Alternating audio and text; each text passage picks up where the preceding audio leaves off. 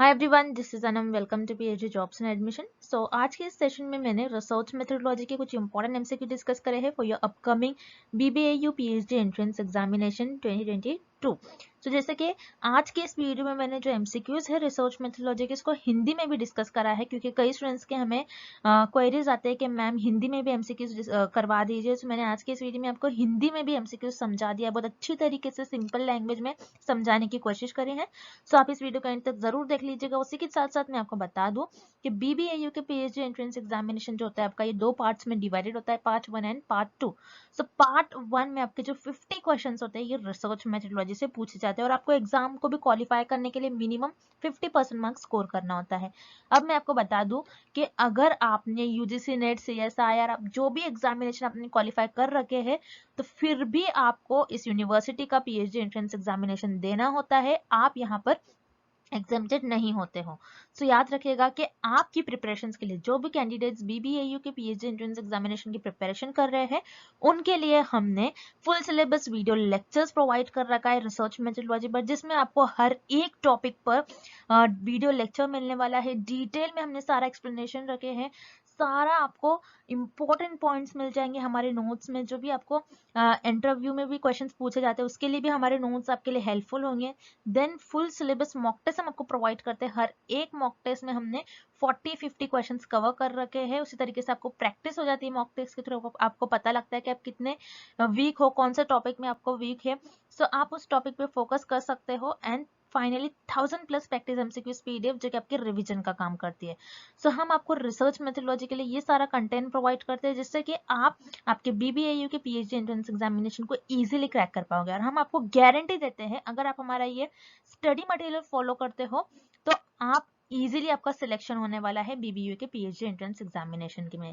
तो मैं आपको बता दूं कि कई स्टूडेंट्स का हमें फीडबैक आता है कि हमारे इसी कंटेंट से उनको डायरेक्टली एग्जाम में क्वेश्चंस पूछे गए थे। अब रिसेंटली 2 to 3 यूनिवर्सिटीज का पीएचडी एंट्रेंस एग्जामिनेशन हुआ था, जिसमें हमारे इसी कंटेंट से स्टूडेंट्स को रिसर्च मेथोडोलॉजी के 30 to 40 क्वेश्चंस एग्जाम में डायरेक्टली पूछे गए थे।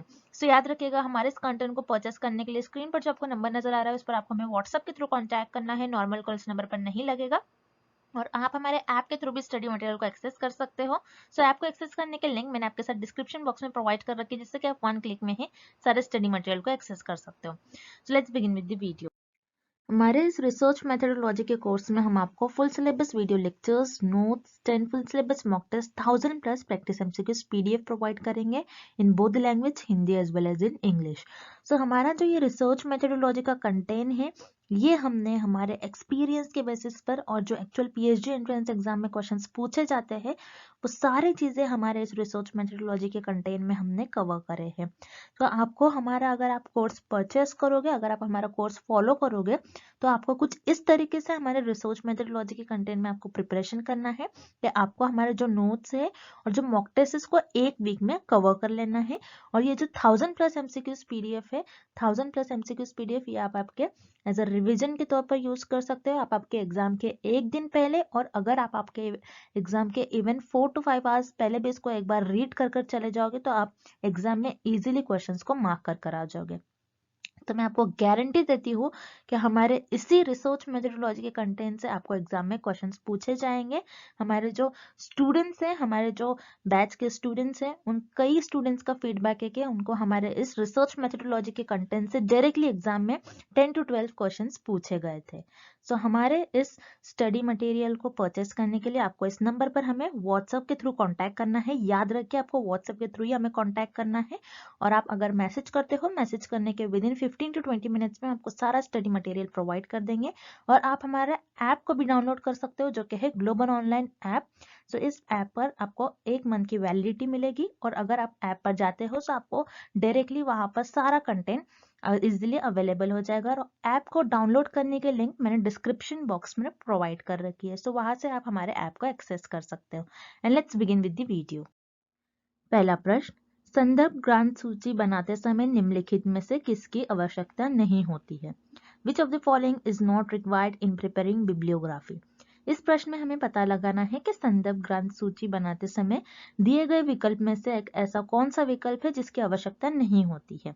मतलब इस क्वेश्चन में हमें ये फाइंड आउट करना है कि दिए गए ऑप्शंस में से कौन सा एक ऐसा ऑप्शन है, अगर आप बिब्लियोग्राफी प्रिपेयर कर रहे हो तो उसका रिक्वायरमेंट बिब्लियोग्राफी प्रिपरेशन में नहीं होती है। तो याद रखिएगा बिब्लियोग्राफी होती क्या है, पहले तो आपको ये पता होना चाहिए आपकी संदर्भ ग्रंथ सूची होती क्या है, आपको पहले ये पता होना चाहिए। तो बिब्लियोग्राफी क्या होती है, जिसे हम लिस्ट ऑफ रेफरेंस कहते हैं। आपको याद रखना है, बहुत इंपॉर्टेंट है, बिब्लियोग्राफी को हम कहते हैं लिस्ट ऑफ रेफरेंस। अब रेफरेंस क्या होता है, जैसे अगर आपने आपकी रिसर्च में किसी और रिसर्चर के, अगर आपने आपके शोध में किसी और लेखक का काम यूज करा है, आपने उनके काम को उपयोग करा है, उनके कंटेंट का आपने उपयोग करा है, तो उनका नाम आपको प्रॉपर वहां पर मेंशन करना होता है, उनका नाम आपको साइट करना होता है। सो उसे हम कहते हैं रेफरेंस, और एक से ज्यादा रेफरेंस को हम कहते हैं बिब्लियोग्राफी। अब बिब्लियोग्राफी अगर आप प्रिपेयर कर रहे हो, अगर आप आपके रिसर्च में किसी और ऑथर का आपने काम यूज करा है, अगर आपने आपके शोध में किसी और लेखक के कार्य को यूज करा है, उनके काम का आपने उपयोग करा है, तो आपको उनका प्रॉपर नेम लिखना होता है। तो आपको किस तरीके से लिखना है, ये यहाँ पर मैंने एक एग्जांपल ली हूँ। जैसे मान लीजिए आपने कुछ एक ऑथर का वर्क यूज करा है, एक लेखक है उनका काम यूज करा है, सो आप उनको किस तरीके से साइट करोगे, उनको किस तरीके से आप बिब्लियोग्राफी प्रिपेयर करोगे।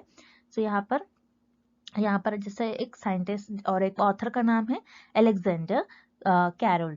सो इस ऑथर का आपने, मान लीजिए आपकी शोध में इनका कार्य यूज करा है, इस लेखक का आपने आपके शोध में इनके काम को उपयोग करा है। सो आप इस तरीके से उनका पहले नाम लिखोगे, कौन से सन में इन्होंने ये कहा था, तो 2001 में जैसा कहा था इन्होंने। सो यहाँ पर आपने क्या करा, ऑथर का नाम लिखा। सो ऑथर का नाम तो बहुत इंपॉर्टेंट होता है, मतलब आपके लेखक का नाम बहुत इंपॉर्टेंट होता है जब आप बिब्लियोग्राफी को प्रिपेयर कर रहे हो। तो यहाँ पर आपका पहला सही है ऑप्शन, विकल्प ए जो आपको दिया गया है ये सही है, आप पहले लेखक का नाम लिखते हो। उसके बाद जैसा आप देख रहे हो यहाँ पर नेम ऑफ पब्लिकेशन भी है, जैसे इसको पब्लिश किया है जॉन वेली एंड सन्स ने, पब्लिश किया है, और यहाँ पर ये पेज नंबर लिखा है 200 to 220। सो यहाँ पर जॉन वेली एंड सन्स ने ये पब्लिश किया है, तो नेम ऑफ पब्लिकेशन मतलब प्रकाशन का नाम भी लिखा होता है, आपको ये याद रखना है। उसके बाद प्लेस ऑफ पब्लिकेशन मतलब ये कहाँ पर पब्लिश किया गया है, और प्रकाशन का स्थान कहाँ पर है, स्थान भी आपको मेंशन करना होता है, स्थान प्रकाशन का स्थान। जैसे यहाँ ये जो ऑथर का आपने लिया है, ये कहाँ इस ऑथर ने पब्लिश किया था, कौन सी प्लेस पर, तो यहाँ पर ये प्लेस भी दिया गया हमें, न्यूयॉर्क सिटी में ये पब्लिश किया गया था इनका वर्क। तो याद रखिएगा जब भी आप बिब्लियोग्राफी को प्रिपेयर करते हो तो आपको ऑथर का नाम मतलब आपके लेखक का नाम आपको मेंशन करना होता है। उसके बाद आपका नेम ऑफ पब्लिकेशन मतलब प्रकाशन का नाम भी आपको मेंशन करना होता है, मतलब ऑप्शन सी भी यहाँ पर सही है। बिब्लियोग्राफी प्रिपेयर करने के टाइम पे ये भी रिक्वायर्ड होता है। जैसे इस बिब्लियोग्राफी में आपको दिया गया है John Wiley and Sons, name of publication and place of publication मतलब प्रकाशन का स्थान, ये किस जगह पर पब्लिश किया गया था, तो ये न्यूयॉर्क सिटी में पब्लिश किया गया था। तो ये भी इंपॉर्टेंट होता है, और ये भी आपको बिब्लियोग्राफी प्रिपरेशन में रिक्वायर्ड होता है, इसकी जरूरत होती है, इसकी आवश्यकता होती है। सो याद रखिएगा अगर आप बिब्लियोग्राफी प्रिपेयर कर रहे हो तो उसमें सिर्फ और सिर्फ एक ही चीज रिक्वायर्ड नहीं होती दिए गए विकल्प में से, दिए गए ऑप्शन में से, जो कि है प्रिंटिंग प्रेस। अगर आपने जहां से भी आपका वर्क को आपने प्रिंट करवाया, जैसे आपने जो भी रिसर्च वर्क को प्रिंट करवाया है, तो प्रिंटिंग प्रेस का आप नाम नहीं मेंशन करोगे जिसने प्रिंट करा है। सो यहाँ पर जो आपका विकल्प बी है ये इस क्वेश्चन का सही विकल्प हो जाएगा। बिब्लियोग्राफी के प्रिपरेशन मतलब आपके संदर्भ ग्रंथ सूची बनाते समय प्रिंटिंग प्रेस का नाम इसका आवश्यकता नहीं होती है। सो यहाँ पर आपका विकल्प भी सही हो जाएगा। अगला प्रश्न, प्रयोग और अवलोकन पर आधारित अनुसंधान कहलाता है। Research based on experiment and observation is called.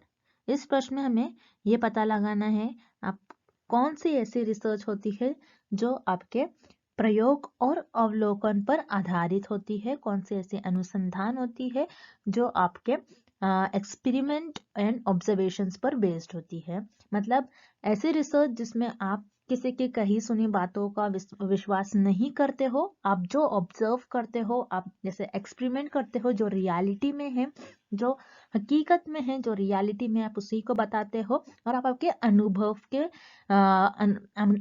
के बेसिस पर आप वो रिसर्च परफॉर्म करते हो, आप आपके अनुभव पर आधारित उस अनुसंधान को परफॉर्म करते हो।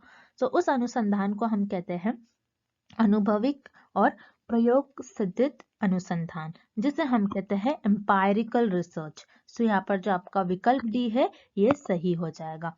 विकल्प डी जो कि है आपका एम्पायरिकल रिसर्च, अनुभविक अनुसंधान, इसमें आप क्या करते हो, आपके अनुभव, जैसा नेम में ही आपको नाम ही गिवन है, सो उसी से आपको आइडिया लग जाएगा। अनुभव जिसमें आप आपके अनुभव, आपके प्रयोग, आपके अवलोकन पर आधारित ये रिसर्च होती है, जिसमें आप आपकी किसी भी कोई भी लोगों के कही सुनी बातों का विश्वास नहीं करते हो, जो सिर्फ रियलिटी पर बेस्ड होता है, जो रियलिटी में होता है, जो रियलिटी पर बेस्ड होता है। ऐसे रिसर्च को हम कहते हैं एम्पायरिकल रिसर्च और अनुभविक अनुसंधान। सो यहाँ पर जो आपका विकल्प डी है ये सही हो जाएगा। अब जो रिमेनिंग ऑप्शन है, जो गलत ऑप्शन से जो गलत विकल्प है, उन्हें भी हम एक बारी देख लेते हैं। So option a clinical research, जिसे हम कहते हैं नैदानिक अनुसंधान। नैदानिक अनुसंधान ये क्या होती है, जिसमें आप किस लोगों के स्वास्थ्य और बीमारी की अध्ययन करते हो, मतलब आप लोगों के इलनेस और हेल्थ के बारे में स्टडी करते हो, उससे हम कहते हैं clinical research. So clinical research इस क्वेश्चन का सही आंसर नहीं होगा। आप क्लिनिकल रिसर्च में ऑब्जर्वेशन, एक्सपेरिमेंट, आपके एक्सपीरियंस, इसको आगे रखकर रिसर्च परफॉर्म नहीं करते हो। यहाँ पर जो विकल्प ए है आपका ये गलत हो जाएगा। विकल्प बी एक्सपेरिमेंटल रिसर्च, जिसे हम कहते हैं प्रायोगिक अनुसंधान। प्रायोगिक अनुसंधान क्या होता है, जिसमें आप किसी दो चरों के बीच में उनका संबंध बताते हो, मतलब दो चरों के बीच का कारण और प्रभाव बताते हो, उनके बीच में कैसा संबंध है। तो यहाँ पर एक्सपेरिमेंटल रिसर्च में हम क्या करते हैं, कॉज एंड इफेक्ट रिलेशनशिप बताते हैं बिटवीन दी वेरिएबल्स, जो कि होते हैं आपके इंडिपेंडेंट एंड डिपेंडेंट वेरिएबल। तो यहाँ पर हमको किसी वेरिएबल से, किसी चरों के बीच में कोई संबंध से रिलेटेड हमें प्रश्न गिवन नहीं है। तो यहाँ पर जो आपका विकल्प भी है ये भी गलत हो जाएगा। देन विकल्प सी प्रयोगशाला अनुसंधान, जिसे हम कहते हैं लेबोरेटरी रिसर्च। लेबोरेटरी रिसर्च क्या होता है, जो सिर्फ आप लैब्स में परफॉर्म करते हैं, उसे हम कहते हैं लेबोरेटरी रिसर्च। मतलब ऐसे अनुसंधान जो आप सिर्फ और सिर्फ प्रयोगशाला में परफॉर्म करते हो, प्रयोगशाला में ही आप उस अनुसंधान का उपयोग करते हो, सो उसे हम कहते हैं प्रयोगशाला अनुसंधान, जिसे हम कहते हैं लेबोरेटरी रिसर्च। सो यहाँ पर अभी आपका जो विकल्प सी है ये गलत हो जाएगा, आपका ऑप्शन सी यहाँ पर गलत हो जाएगा, और इस प्रश्न का सही उत्तर हो जाएगा आपका ऑप्शन डी, जो कि है एम्पायरिकल रिसर्च, जिसे हम कहते हैं अनुभविक अनुसंधान। अगला प्रश्न, दो चरों के बीच संबंध की व्याख्या करने वाली परिकल्पना क्या है? Hypothesis which explain the relationship between two variables is. इस प्रश्न में हमें पता लगाना है कि जब दो चरों के बीच में संबंध, एक ऐसी हाइपोथेसिस, एक ऐसी परिकल्पना जो दो चरों के बीच में संबंध बता रही है, तो उस परिकल्पना को हम क्या कहेंगे? मतलब एक ऐसी हाइपोथेसिस जो दो वेरिएबल्स के बीच में हमें रिलेशनशिप बता रही है, रिलेशनशिप को एक्सप्लेन कर रही है, सो उस हाइपोथेसिस को हम क्या कहते हैं? सो याद रखिएगा, जब भी दो ऐसी परिकल्पना, ऐसी हाइपोथेसिस जब वो दो चरों के बीच में संबंध को बताती है, संबंध को एक्सप्लेन करती है, सो उस परिकल्पना को हम कहते हैं संबंधपरक परिकल्पना, जिसे हम इंग्लिश में कहते हैं रिलेशनल हाइपोथेसिस। अब जैसे आपको जो क्वेश्चन गिवन है, आपको जो प्रश्न गिवन है, इसी प्रश्न में आपको हिंट भी उन्होंने बताई रखी है। जैसे आप यहाँ पर देख रहे हो, इस प्रश्न में दो चरों के बीच संबंध, दो चरों के बीच रिलेशनशिप है, संबंध है, तो ये कौन सी परिकल्पना की डेफिनेशन होगी? संबंधपरक परिकल्पना। तो यहाँ पर आपका जो विकल्प बी है ये सही हो जाएगा, विकल्प बी आपका इस प्रश्न का करेक्ट उत्तर हो जाएगा, सही उत्तर हो जाएगा, जिससे हम इंग्लिश में कहते हैं रिलेशनल हाइपोथेसिस और संबंधपरक परिकल्पना। अब संबंधपरक परिकल्पना और रिलेशनल हाइपोथेसिस ये क्या होती है? जो संबंधपरक परिकल्पना और रिलेशनल हाइपोथेसिस एक ऐसी हाइपोथेसिस होती है, एक ऐसी परिकल्पना होती है जो दो चरों के बीच जो संबंध है उसको बताती है, उसको एक्सप्लेन करती है। ओके, अब दो चर कुछ भी हो सकते हैं, जो कोई भी दो चरों के बीच में का रिलेशनशिप बताती है, उनका संबंध बताती है, एक दूसरे से कैसे उनके रिलेशनशिप है, कैसे एक दूसरे से वो जुड़े हैं, उस तरीके से आपका संबंध परक मतलब रिलेशनल हाइपोथेसिस और संबंध परक परिकल्पना आपको बताती है। सो आपको यहाँ पर जो डेफिनेशन दी गई है ये आपकी संबंध परक मतलब रिलेशनल हाइपोथेसिस की डेफिनेशन दी गई है। तो यहाँ पर आपका जो विकल्प भी है ये इस प्रश्न का सही उत्तर हो जाएगा। अब जो इनकरेक्ट ऑप्शन है, जो गलत उत्तर है, जो गलत विकल्प है आपके, वो भी हम देख लेते हैं। जैसे विकल्प आपको गिवन है कॉजल मतलब कारण। अब कॉजल परिकल्पना क्या होती है? जो आपको कॉज एंड इफेक्ट रिलेशनशिप बताए, मतलब जो आपको कारण एंड प्रभाव संबंध बताए, उसे हम कहते हैं कॉजल हाइपोथेसिस मतलब कारण परिकल्पना। लेकिन हमें इस प्रश्न में यह बताया गया है कि दो चरों के बीच में कुछ ना कुछ संबंध है। संबंध को जो एक्सप्लेन करे उसे हम कहते हैं संबंध परिकल्पना। अगर हमें अब इस प्रश्न में ऐसा गिवन होता है, ऐसा दिया गया होता है कि दो चरों के बीच में कैसा संबंध है कि वे एक दूसरे से कॉजल रिलेशनशिप को बता रहे हैं, मतलब कारण और प्रभाव को बता रहे, तब उस केस में आपका जो उत्तर होता वो कारण परिकल्पना होता। लेकिन आपका इस प्रश्न का सही उत्तर संबंध परक होगा, ना के कॉजल और ना के कारण। ओके, अब ऑप्शन सी आपको गिवन है डिस्क्रिप्टिव। डिस्क्रिप्टिव क्या होता है? डिस्क्रिप्टिव हाइपोथेसिस जो आपके वेरिएबल्स को सिर्फ एक्सप्लेन करे, वेरिएबल्स के बारे में ऑलरेडी इंफॉर्मेशन रहती है, उसको आप एक्सप्लेन करते हो। तो यहाँ पर आप क्या कर रहे हो? रिलेशनशिप को एक्सप्लेन कर रहे हो, वेरिएबल्स को एक्सप्लेन नहीं कर रहे हो। तो ये आपका डिस्क्रिप्टिव हाइपोथेसिस मतलब वर्णनात्मक परिकल्पना का भी डेफिनेशन नहीं होगी। तो यहाँ पर जो आपका विकल्प सी है ये भी आपका गलत हो जाएगा। तो इस प्रश्न का सही उत्तर हो जाएगा आपका रिलेशनल हाइपोथेसिस, जिसे हम कहते हैं संबंध परक परिकल्पना। अगला प्रश्न, निम्नलिखित में से कौन सा संभाव्यता का नमूना नहीं है? Which among the following is not a type of probability sampling? इस प्रश्न में हमें ये पता लगाना है और ये फाइंड आउट करना है कि दिए गए विकल्प में से कौन सा एक ऐसा विकल्प है जिसमें हमें प्रोबेबिलिटी सैम्पलिंग जैसे हम संभाव्यता प्रतिचयन कहते हैं, उसका टाइप हमें गिवन नहीं है। सो याद रखिएगा, आपकी जो सैम्पलिंग होती है मतलब आपकी जो प्रतिचयन होते हैं, इसके दो टाइप होती है आपकी। एक होती है आपकी प्रोबेबिलिटी सैम्पलिंग, एक होती है आपकी non probability sampling. Probability sampling जिसे हम संभाव्यता प्रतिचयन कहते हैं, और नॉन प्रोबेबिलिटी सैम्पलिंग जिसे हम गैर संभाव्यता प्रतिचयन कहते हैं। सो प्रोबेबिलिटी सैम्पलिंग मतलब संभाव्यता प्रतिचयन में क्या होता है कि रिसर्चर अपने जजमेंट और कन्वीनियंस को आगे नहीं रखकर, मतलब अपनी सुविधा और अंदाजे का अनुमान लगाए बिना ही पॉपुलेशन में से अपने मेंबर्स को सिलेक्ट कर लेते हैं, जो कि उनका सैंपल बन जाते हैं। मतलब उनकी जो जनसंख्या होती है उसमें से डायरेक्टली मतलब रैंडमली अपने नमूने को चुन लेते हैं। उसी तरीके से नॉन प्रोबेबिलिटी सैम्पलिंग क्या होता है, जिससे हम गैर संभाव्यता प्रतिचयन कहते हैं। नॉन प्रोबेबिलिटी सैम्पलिंग में जो रिसर्चर है मतलब जो शोध करता है, वो अपनी जनसंख्या में से अपने जो नमूने हैं उनको किस तरीके से चुनते हैं, वो अपने शोधकर्ता अपने सुविधा अपने अंदाजे का अनुमान लगाकर जनसंख्या में से अपने नमूने को चुन लेते हैं। उसे हम कहते हैं नॉन प्रोबेबिलिटी सैम्पलिंग और गैर संभाव्यता प्रतिचयन। ओके, अब इस क्वेश्चन में जैसे कि हम हर एक विकल्प देखेंगे और ये पता लगाएंगे कि कौन सा आपको प्रोबेबिलिटी सैम्पलिंग का टाइप गिवन है और कौन सा नॉन प्रोबेबिलिटी सैम्पलिंग मतलब कौन सा संभाव्यता प्रतिचयन है और कौन सा गैर संभाव्यता प्रतिचयन है। So option A which is systematic sampling जिसे हम व्यवस्थित प्रतिचयन कहते हैं। सो सिस्टमैटिक सैम्पलिंग, देन उसके बाद आपको ऑप्शन बी गिवन है स्ट्रेटिफाइड सैम्पलिंग जिसे हम कहते हैं इस स्तृतिक प्रतिचयन, देन क्लस्टर सैम्पलिंग जिसे हिंदी में भी हम कहते हैं क्लस्टर प्रतिचयन। सो ये जो तीनों भी ऑप्शन है, तीनों भी जो विकल्प है, विकल्प ए बी सी, ये तीनों भी आपके प्रोबेबिलिटी सैम्पलिंग का टाइप होते हैं, मतलब संभाव्यता नमूनाकरण के टाइप होते हैं। तो ये तीनों भी आपके संभाव्यता नमूनाकरण मतलब प्रोबेबिलिटी सैम्पलिंग के टाइप होते हैं। लेकिन इस प्रश्न में हमें क्या पूछा गया है कि कौन से विकल्प में हमें संभाव्यता नमूनाकरण का टाइप गिवन नहीं है। सो हमें ऑप्शन ए, बी एंड सी में प्रोबेबिलिटी सैंपलिंग मतलब संभवतः नमूनाकरण का, संभवतः प्रतिचयन का हमें टाइप गिवन है। सो यहाँ पर आपका विकल्प ए, बी, सी तीनों भी इनकरेक्ट हो जाएगा और आपका करेक्ट विकल्प और सही विकल्प आपका होगा option D, which is quota sampling, जिसे हम कहते हैं कोटा प्रतिचयन।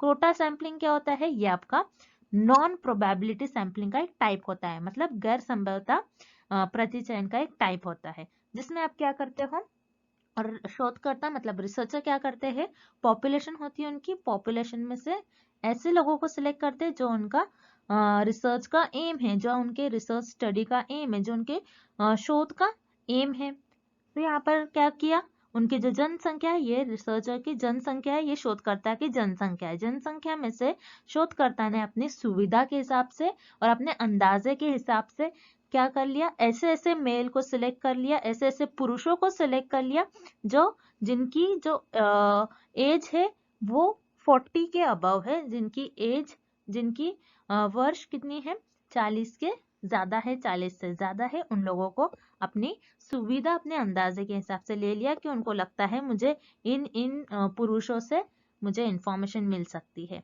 सो उन लोगों को सिलेक्ट कर लिया और उनका ये सैंपल बन गया, उनका ये नमूना बन गया और इन पर शोधकर्ता अपनी रिसर्च परफॉर्म करेंगे, इन पर शोध परफॉर्म करेंगे। सो ये होती है आपका कोटा सैंपलिंग।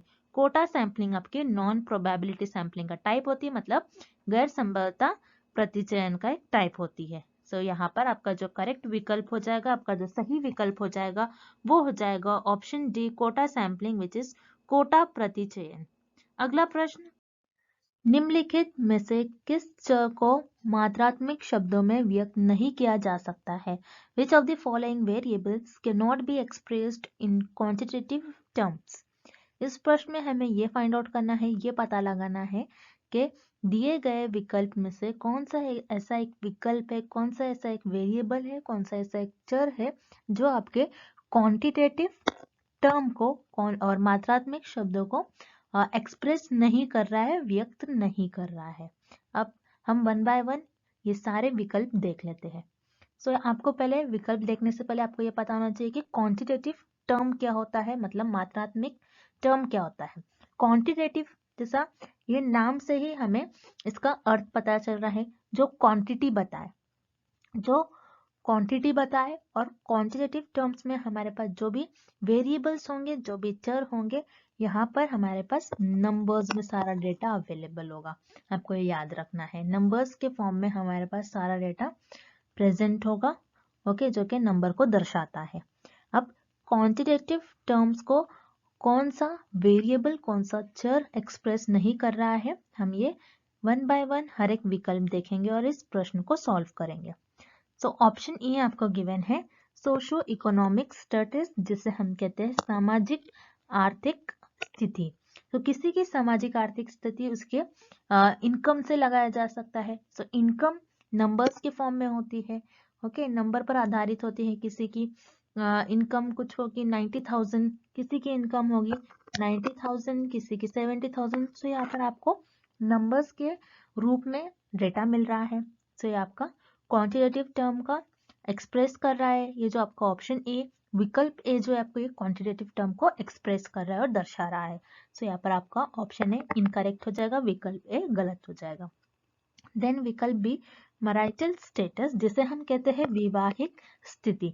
किसी की वैवाहिक स्थिति कैसे बताया जा सकता है, कैसे दर्शाया जा सकता है? मान लीजिए इंडिया है, इंडिया में आप ये कह सकते हो कि मैरिटल स्टेटस, इंडिया के लोगों का मैरिटल स्टेटस 70% मैरिड है।